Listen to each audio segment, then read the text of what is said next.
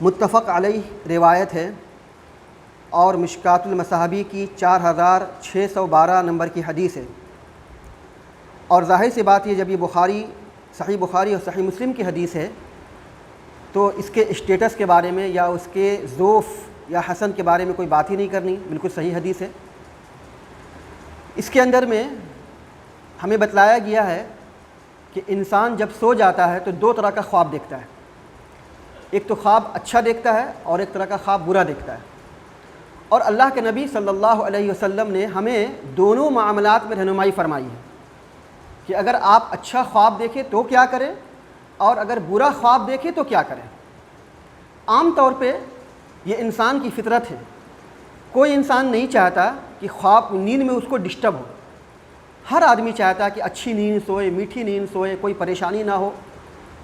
تو اس کے لیے اللہ کے نبی صلی اللہ علیہ وسلم نے ہمیں کچھ اذکار بتلائے ہیں کہ سونے سے پہلے ان اذکار کو کر لیں۔ اگر ہم ان اذکار کو کر لیتے ہیں تو انشاءاللہ اللہ سبحانہ و تعالیٰ کا حکم ہوگا تو ہم اچھی نیند سوئیں گے اور میٹھی نیند سوئیں گے۔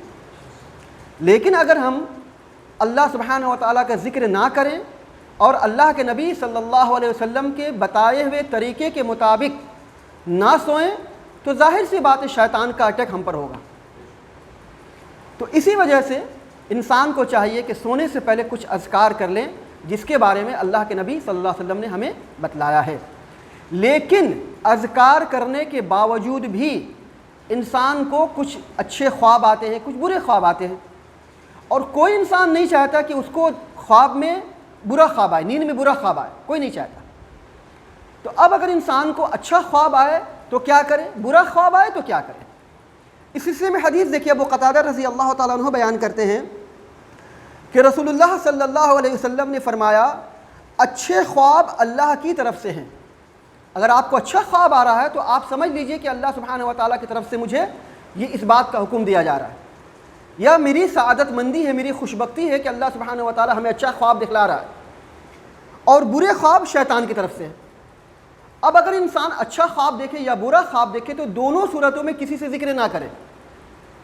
اچھا خواب دیکھے تب بھی کسی سے نہ بتلائے اور برا خواب دیکھے تب بھی کسی کو نہ بتلائے۔ مثال کے طور پر اچھا خواب اگر کسی نے دیکھا کہ وہ بہت آگے بڑھ رہا ہے، بہت ترقی کر رہا ہے، بہت مال کما رہا ہے، اب اگر وہ جا کر کے کسی ایرے غیرے سے کہہ دیتا کہ بھائی میں تو خواب میں ایسا دیکھا ہوں، تو ممکن ہے کہ شیطان اس کے دل میں آپ کے خلاف میں حسد پیدا کر دے۔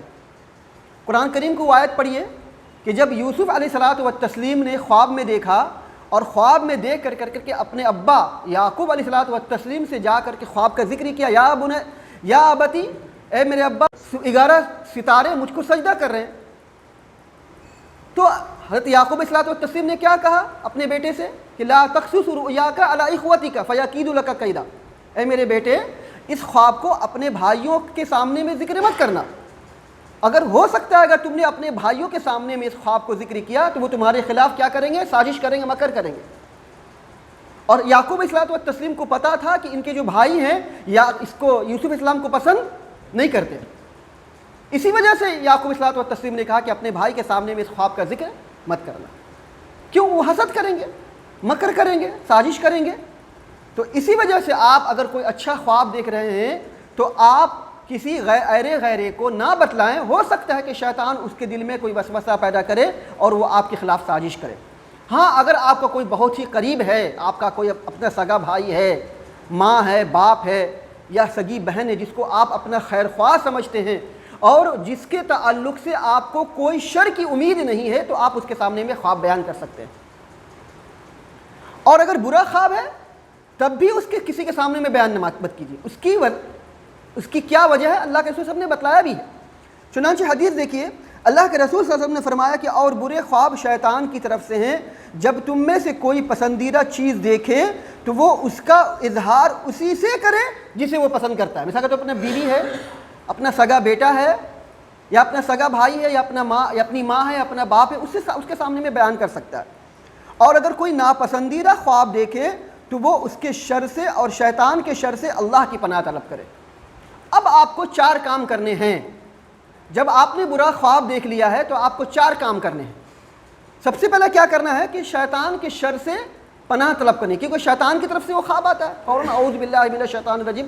ظاہر سی بات ہے جب آپ نے برا خواب دیکھا تو آپ کی نیند ٹوٹ گئی، تو آپ کی جیسے ہی نیند ٹوٹتی ہے تو آپ کو سمجھ لینا چاہیے کہ ہم نے جو برا خواب دیکھا ہے یہ شیطان کی طرف سے، فوراً اعوذ باللہ من الشیطان الرجیم پڑھ لیجئے۔ اس کے بعد کیا کرنا ہے؟ اس کے بعد اپنی 3 بار اپنے بائیں جانب تھوکارنا ہے آپ کو، 3 بار اپنے بائیں جانب آپ کو تھوکنا ہے۔ ایسی تھوک، ایسا نہیں کہ جیسے عام راستوں میں تھوکا جاتا ہے، بلکہ تھوکارنا، تھو کرنا، ایسا ہونا چاہیے۔ اور تیسرا کیا کرنا ہے؟ تیسرا یہ کرنا ہے کہ اس کے تعلق سے کسی کو بتلانا نہیں کہ میں نے برا خواب دیکھا ہے۔ اگر آپ کسی کو اس کے تعلق سے نہیں بتلائیں گے تو جو برا خواب آپ نے دیکھا ہے وہ آپ کو حقیقی زندگی میں کوئی نقصان نہیں پہنچا سکے گا۔ یہ 3 آپ کو اس حدیث کے مطابق بتلایا گیا ہے۔ چوتھا کام آپ کو کیا کرنا ہے؟ چوتھا کام کے سلسلے میں حضرت جابر رضی اللہ تعالیٰ عنہ بیان کرتے ہیں کہ رسول اللہ صلی اللہ علیہ وسلم نے فرمایا کہ جب تم میں سے کوئی ایک ناپسندیدہ خواب دیکھے تو وہ اپنے بائیں طرف 3 بار تھوکے، 3 بار شیطان سے اللہ کی پناہ طلب کرے اور وہ جس پہلو پر تھا اسے بدل لے۔ یہ 4 کام آپ کو کرنے ہیں۔ سب سے پہلے اعوذ باللہ من الشیطان الرجیم پڑھنا ہے، بلکہ اس حدیث کے مطابق 3 مرتبہ آپ کو پڑھنا ہے، اعوذ باللہ من الشیطان الرجیم، اعوذ باللہ من الشیطان الرجیم، اعوذ باللہ من الشیطان الرجیم۔ اس کے بعد آپ کو کیا کرنا ہے؟ اپنے پہلو کو بدل لینا ہے۔ اس کے بعد کیا کرنا ہے کہ 3 بار آپ کو بائیں جانب تھوکارنا ہے، اور چوتھا یہ کہ آپ کو اس کے تعلق سے کسی کو بتلانا نہیں ہے۔ اگر آپ نے اس کے تعلق سے کسی کو نہیں بتلایا تو وہ خواب آپ کو شیطان نہیں پہنچا سکے گا۔ ایک کام اور بھی کر سکتے ہیں، وہ کیا؟ محمد ابن سیرین رحمۃ اللہ علیہ جو کہ تابعی ہیں، وہ فرماتے ہیں کہ جو شخص کوئی ناپسندیدہ چیز دیکھے تو وہ اسی کسی سے بیان نہ کرے اور کھڑے ہو کر کے نماز پڑھے۔ ظاہر سی بات ہے، ایک حدیث کے مطابق اللہ کے نبی صلی اللہ علیہ وسلم کی حدیث ہے کہ آدمی جب بیچ رات میں، نصف رات میں یا نیند کے دوران میں جب جاگ جائے تو اس کو چاہیے کہ وہ جا کر کے وضو کرے اور اللہ سے استغفار کرے، اور ممکن ہو سکے تو کھڑے ہو کر کے نماز پڑھ لے۔ ظاہر سی بات جب آپ کی نیند ٹوٹ گئی تو آپ کو یہ کام کرنا ہے، اور یہ کام کرنے کے بعد وضو کرنا ہے، اور وضو کرنے کے بعد آ کر کے نماز پڑھ لیجئے، تو انشاءاللہ آپ کا خواب بھی زائل ہو جائے گا۔ اور اللہ کے رسول صلی اللہ علیہ وسلم کی حدیث کے مطابق جب آپ نماز کے لیے کھڑے ہوں گے اور اللہ سے استغفار کریں گے تو اللہ کے نبی صلی اللہ علیہ وسلم کی حدیث کے مطابق آپ بخش دیے جائیں گے۔ تو یہ سارے کام آپ کو کرنے ہیں، اور یہ شیطان کی طرف سے ہوتا ہے جیسا کہ اللہ کے رسول صلی اللہ علیہ وسلم نے فرمایا۔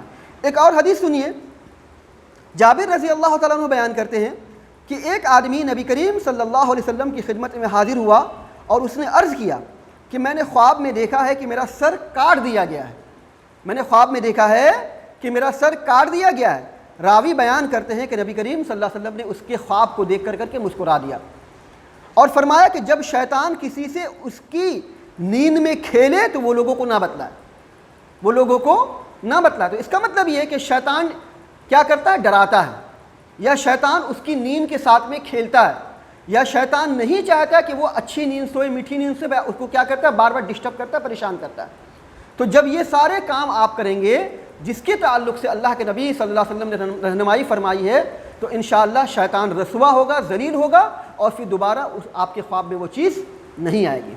تو یہ سارے کام کیجئے، انشاءاللہ آپ شیطان کے شر سے محفوظ رہیں گے۔